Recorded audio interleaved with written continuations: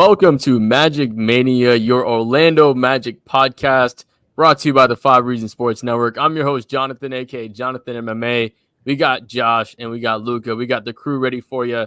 Night one for the Orlando Magic was a success, getting the job done in impressive fashion versus the Miami Heat. But overall, just phenomenal performance from the entire team. It really kind of showcased a lot of what we were looking for from this offseason. Paulo Banchero getting it done, 33 points, 11 rebounds, double-double in his first night for this season.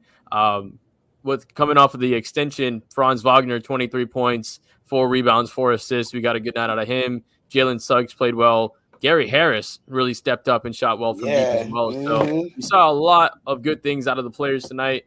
But before we get into specifics, just want to talk about the game as a whole a little bit. Josh, what was your thoughts on the game overall tonight and the performance by the Magic? Oh, man, they crushed it. First game, regular season, on the road in Miami, the whole Pat Riley stuff going on. But they locked in, and, they came out with a resounding win. I liked what I saw, especially that first half. They looked great. So, yeah, great. You said great way to start the season. Right. And, I mean, you mentioned locked in. I think, offensively is probably the takeaway that we'll be able to see from this game with the scoring. But in my opinion, this game was won on the defensive end, right? The way they were able to bother Miami, forcing them to miss, I believe, 14 straight shots going into that third quarter, starting off the quarter on a 12-0 run. Only after being up 4, there was like 7 or 8 lead changes and a couple of ties in the first half. So it was a very close game in that first half, but they were able to blow it out in that second half and really made Miami uncomfortable. Their 2 stars, Jimmy Butler and Bam Adebayo, combined 4 for 12, 4 for 13, something similar of that nature. So really good job by the Magic. I'll make sure to pull it out. Go ahead. Yeah, on the defensive end on that side of things. So, Luca, I mean, I'm actually going to pull up some of the stats on screen as well as you're kind of talking about some of that stuff. So when it comes to your thoughts on the performance tonight, what were some of the things that you were kind of picked up on? No, I think, like you said, you hit the nail right on the head. It was a defensive game that won us. If we're being honest, I think that the most underrated performance of the night is going to go to Jalen Suggs. Every single time, even though he only had 13 minutes on the court, I think every single time he stepped on there, bro, he was just absolutely so disruptive. There was not a single time where I felt like there was a ball handler that was comfortable when Jalen Suggs was guarding them on the perimeter. But no, I mean, aside from that, obviously, I think even the role players did well. Like you said, Gary Harris dropped 18 points in 22 minutes. Anthony Black putting up 28 minutes in the game. So that's something that is definitely exciting to see. If you are a Magic fan, you love seeing that. You love seeing one of those guys, one of the future potential guys, getting a lot of those rotations, getting those minutes, getting the start, getting the opportunity. But yeah, I think you're hitting it right on the head. The box score really does tell the offensive story. But I think for the most part, it was a game won on the defensive end. Like you said, they were disruptive the entire time through. Miami shot 32% from the 3, 39% from the field, which is not great at all. And then, like you said, Jimmy Butler and Bam Adebayo did not shoot well. Butler went 1 for 8, and Adebayo went 1 for 5. So a collective 2 for 13 from the field. So I think that tells the story of the game, man. The game was won on the defensive side of the ball. Miami couldn't compete. They couldn't compete with the physicality. Paulo Banchero went off for 33, so it was an all-around great game. Real Florida team wins the game. I'm not going to say too much. I know you're a big Miami fan, but hey, I just had to put it in. I had to rub you the wrong way. You know what I mean? That's what it's about. You know what I mean? Rivalry basketball. That's what we're here for. Yeah. And that's what makes things fun, right? When there's 2 competitive teams in the city, that makes things more exciting, or in the state. I mean, you look at the New York Yankees and the New York Mets both kind of doing their thing. There's that rivalry that always sits there, right? So super exciting. I mean, you mentioned the defensive side of things. Miami was able to get their field goal up to 39%. However, going almost into that fourth quarter, they were shooting sub 36%.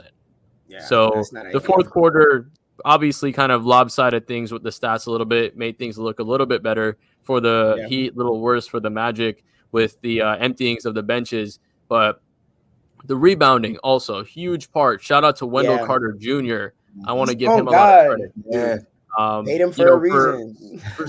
For a team, we've always, at least in the offseason, we kind of talked about what is that center possession going to produce.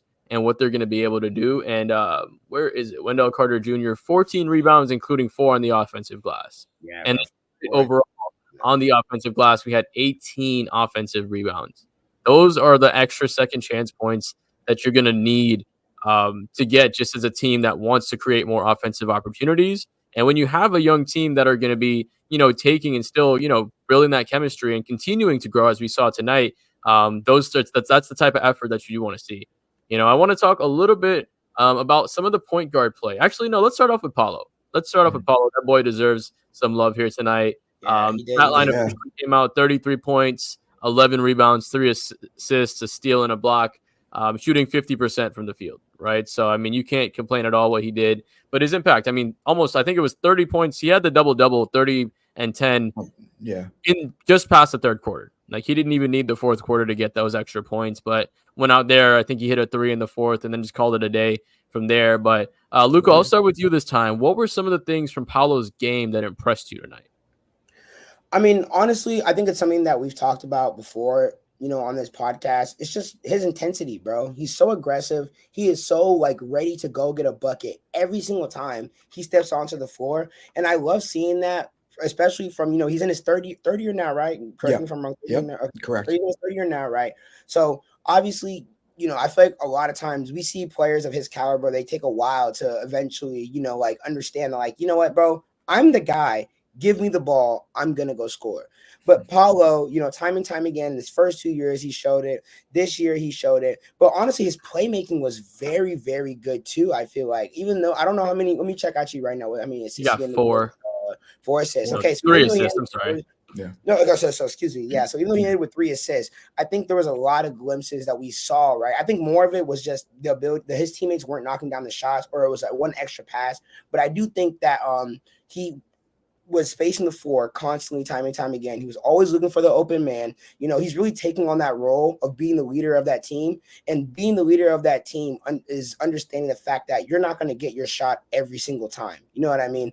But he was very, very, he was picking his poison. He was like, okay, if you're not going to help, I'm just going to take it up on this guy who I know I can outmuscle, who I can outskill. And if you're going to help and you're going to slide, if you're going to send a defender my way, I'm going to kick it out to somebody else who I know is either going to make a knockdown shot, or I know is going to kick it to somebody else who is capable of making that shot. But I think all around, it was a great game for Paulo.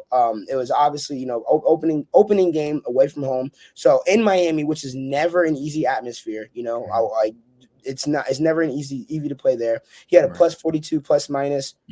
So yeah, and also 11 boards, bro. That you can't it doesn't get much better than that, for an opening game. It really doesn't get much better than that. So I'm just saying, I don't remember the stats that we predicted for him to be a superstar. A couple 27 and something. Yeah. It was like 20. I think it was like 27. I know I said something crazy like 2 blocks, and John was like, "Yo, calm down, bro." But, no, I know I said something crazy like that, but no, for real. If he's able to, even do like a glimpse of this, a shade of this, just keep this energy, this intensity up all season long, I think he has a really good case for himself to be a superstar in this league and just clearly cement himself as one of the most dominant number 1 options in the East and possibly the NBA. So I think that's just my takeaway. He also shot 4. Yeah. He also shot 4 for 8 from the 3, which is pretty good. You can't be mad at that either. I'm right there with you, man. I think I won't say it was a statement game, but it was a set the tone game, and he came exactly. out. I think that's a good way to describe it. Yeah, what 33, 11 and 3, right? So that's solid, man. I mean, I think in the preseason we're like, for him to reach that next level in his third year, 27 and 10 and I forgot the assist, but he came out and he showed up, and then you see glimpses of a guy who's in the zone. He had that one play was behind the back to Franz. That back pass, and then he did the goggles. I was like, that's a guy who is feeling it. That's that cool guy. Yeah. And the fans love it, but also it adds to the team. Seeing that from your star player, a guy who's locked in, that energy travels to the team. And Suggs got in foul trouble early on, but that didn't shake them. Gary Harris, he went 5 for 6 going into the half. I mean, he was open too. Yeah. So all of that. Hey, this was a great first game for the Magic, man. I know this pains Jonathan so much right now. To hear this. I know, With the I red and know black he's. mind of, Yeah, I bro. mean, I know he's. honestly, as someone who's a Heat fan, this isn't anything out of what I expected. I mean, me and I'm a one of my Bulls fan, closest so friends, we were talking about just leading up to it. He was literally like, this is the least excited that I've been for a season, since before we got Jimmy Butler. Which seriously, Yeah. because I mean, it's for No, the that's Miami facts. Heat. It's essentially run it back times 4, right? This Mm. Yeah, team hasn't made facts. any improvements. They're not getting any better with hero organics growth and Bam, as much as he's improved and added that 3-point shot, wasn't able to show it tonight, right? And they were getting beaten and pounded on the offensive glass, which has been a problem for years. And so this is something that I really didn't not expect. I was more surprised how close it was in the first half, to be honest with you guys. Like I said, I mean, even just being a Heat fan, it wasn't something that I didn't expect. Knowing with the length of the Magic, the defensive pressure they were able Yeah. to do, I knew at some point, once those turnovers kind of started easing up a little bit, it would have been a lot harder for the Magic, or for the Heat, sorry. So it isn't something I really didn't expect. And I've Yeah. emotionally disconnected from this team about a year and a half ago. So Hey, at this man. point, I texted my I boy, was like, gonna say. I'm glad I'm covering the Magic this season. Yeah. Facts. What Hey, I would was you gonna say, guys think of KCP? His Well, performance. before I get to You that, first, real Jonathan. quick, I do want to kind of break down. You mentioned kind of Luka. Sometimes it takes a couple players a couple years to get there. I mean, you see it from guys like Scotty Barnes, right? Guys like Brandon Mhm. Miller, right? Guys who hasn't Mhm. really taken that Scoot next step or Henderson. leap. But you have other guys like Shai Gilgeous-Alexander, right? Who young team on MVP candidate, putting up 30 Yeah. points a game.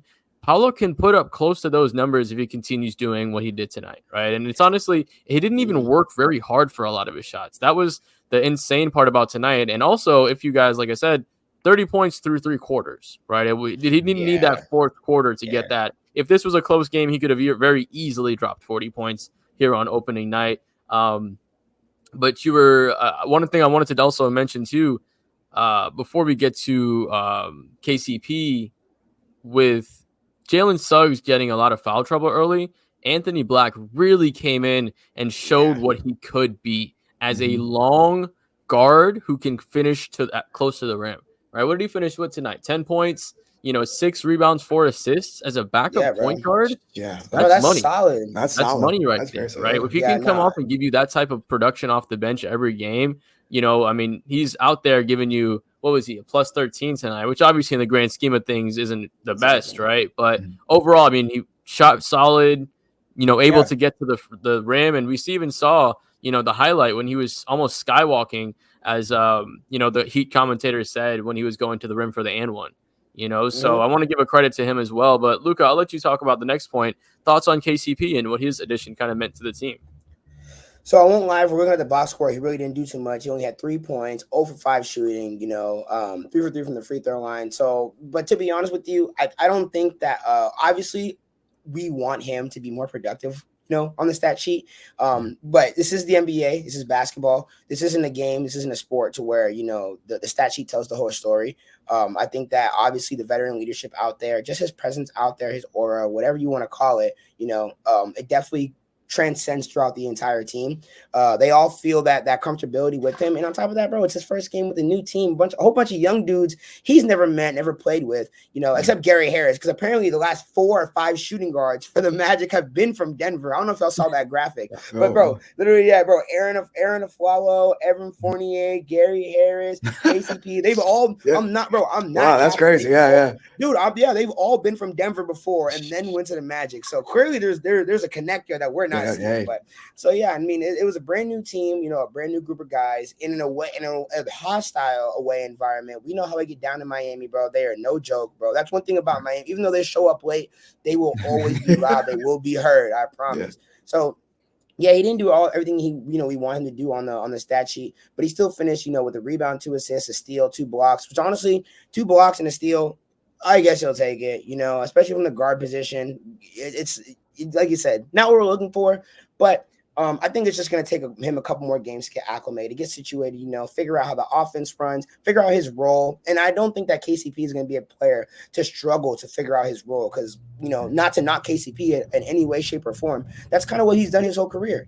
He's gone around, he's been with a lot of great players, and he's just had to acclimate and understand, like, okay, this is what the team needs me to do, and I'm going to do it extremely efficiently. So I think that this game, we're not going to see it, but I promise if you give him a month, if we give him some more time, we're going to be so happy with KCP.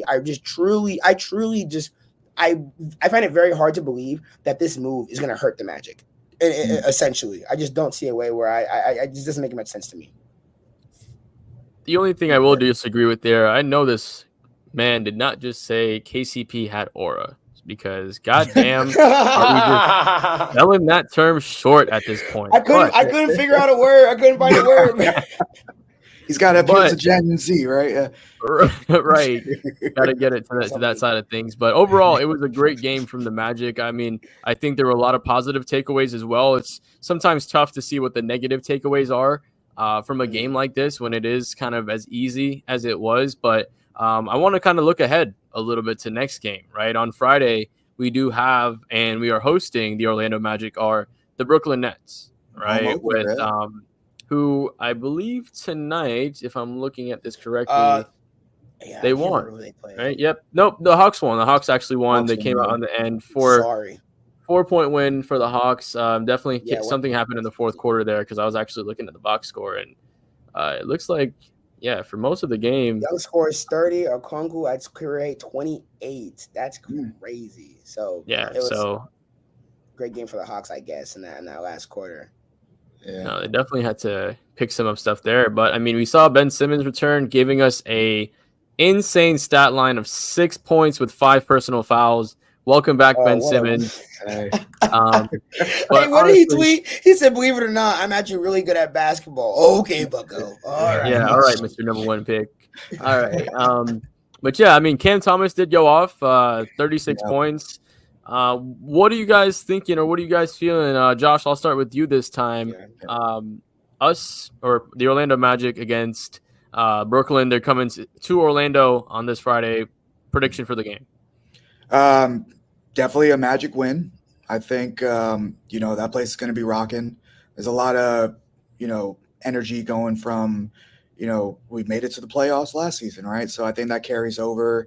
Definitely coming off a somewhat dominant win in Miami. I think we'll see a solid performance, to say. A solid, yeah.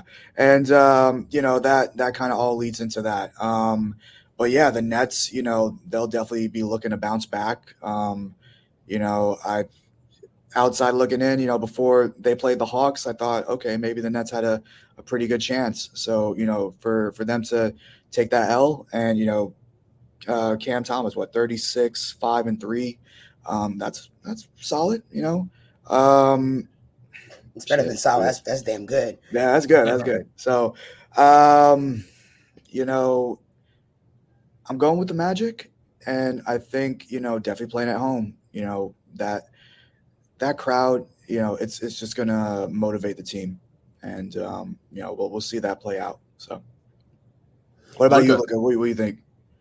I mean, if we're being honest, I think the tail of the tape is just going to be the defensive play from the Magic again. To be respectful, if we look down this roster for Brooklyn, Dorian Finney-Smith is an all right defender. Cam Johnson, he's not a horrible defender, but I don't think they don't have anyone that sticks out. To be honest with you, I think the Magic just match up really well with this team. I think the Magic will, again, just play a really good, solid all-around game. They should. Hypothetically, they should play a good all-around game. And I think they're just going to win it on the defensive side of the ball like they did last year, and they're going to continue to do that. That's the name of the game. That's what they've been doing.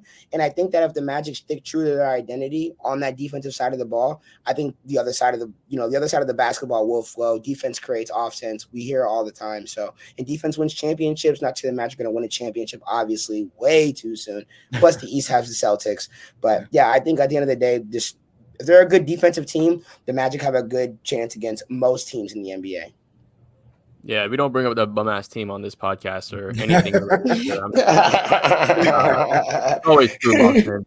where I'm concerned. Hey, But if I would say some expletives, but I'm not gonna go too crazy. exactly, yeah. We're gonna keep it a little PG. Try not to get demonetized on this side of things. You know what I mean? But with the Brooklyn Nets, they're almost like a poor man's version of the Orlando Magic in a way, right? They kind of have like their cheap version of Paolo with like Cam Thomas and kind of like, they're a little lengthy as well. They're also young. They have kind of like that athletic side of things, but this team that the Magic is bringing in versus that, it's just way more polished, way better coached. Yeah. I think we're going to see a lot of the Orlando Magic taking advantage of the defensive lapses from the Brooklyn Nets. And then on top of that, the mistakes they're going to make offensively. I think tonight was a really good game to prepare them with how to execute and transition, right? And being able to, get that side of things going. I think that's going to be, like you said, Luka, turning defense into offense and getting some of those easy points up.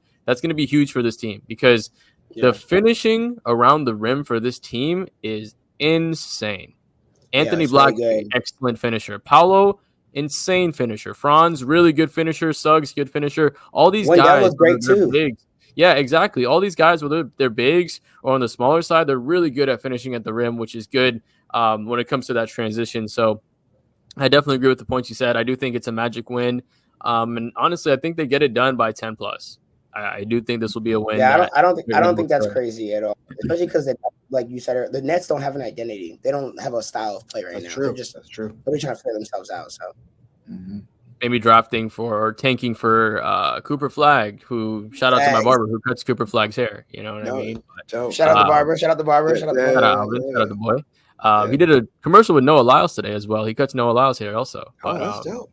Yeah. Shout out to that guy. Jonathan, you got a famous barber? Okay, gang. I see you. But as far as just the Orlando Magic go, I should say, just solid win overall tonight. I think this team has a lot to be excited for going into this season. Paolo showed the superstar that he can be tonight. Franz showed the number 2 that he can be tonight. We saw defensively what this team could bring, what they can do as far as causing havoc and creating turnovers, getting second chance points with the offensive rebounds. This team showed a lot of benefits or a lot of positives tonight from their game. It's going to be interesting to see where some of those weaknesses lie, and when we start getting a little deeper into the season, when we start seeing that. But outside of that, y'all, we're about 20 minutes deep, so we're going to close it off right here. And as always, Josh, what do we close it off with, my man? Go Magic. Let's go, my man.